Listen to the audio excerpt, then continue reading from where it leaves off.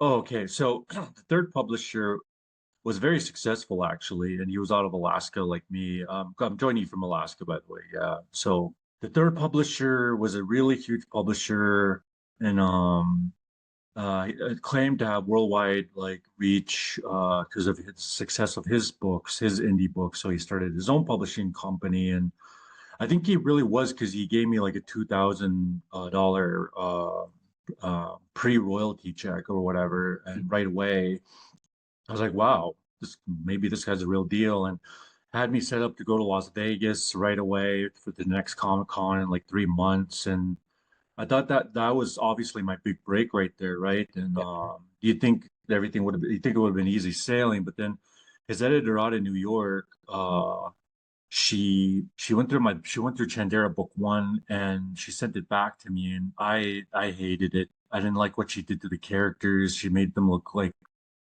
really bad, and she took out a lot of Alex's scenes too, the leading lady, and she means a lot to me, even though she's fictional. I tell people this, and people like this story. I had my heart broken. That's the reason I dove into this book. I wanted to be married like Yeah. and uh, it didn't happen, unfortunately. But to escape that, I dove into this book, and that's how I wrote it. So I did get a Mm. book out about the heartbreak. I mean, at least I didn't like More than drink. I got. Yeah, yeah. So, what was I gonna say?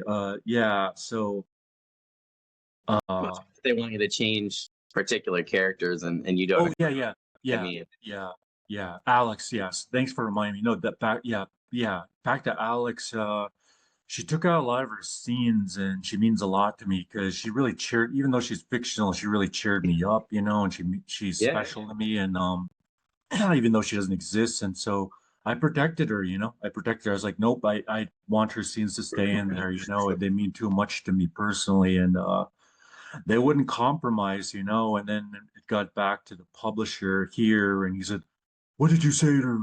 She's saying you're not being reasonable. I was like, I'm trying to be as reasonable as I can, uh I don't like making myself look like the good guy. But maybe I was being unreasonable, but I just Daniel, I could not compromise. I just could not compromise. yeah. And he didn't compromise. And he said, well, we're gonna have to part ways. And I was like, well, I guess that's it. Then I don't want to go back to poverty, but I want to protect his vision. And I was aware of how much power and advantage that indie authors have nowadays too. Like you know what, if it doesn't work out with this guy, I could still really get this book out there with all the tools they have nowadays. Yeah, I mean, you also And with like a Kickstarter, you could literally just, yeah, and at any point, if you don't like something, you could just fix it and then exactly, yeah, yeah, like you don't 20 even years really. ago 20 years ago, us authors didn't have that. We had to listen to the publisher, because Yep. they monopolized it, Yep. the publishing, but nowadays we don't have to. It's like, okay, if that's the way you feel, we can just part ways, and I'll do my own thing because I could just market it on my own, and Yep. Amazon ads gave me $200 credit. So, and not only that, Daniel, we could even choose the audience we want to market it to. Okay, yeah. For example, I chose to market it to my ethnic group first, and then go to the wider world, which you're a first step in, which was Native American people, and Oh, it's so good.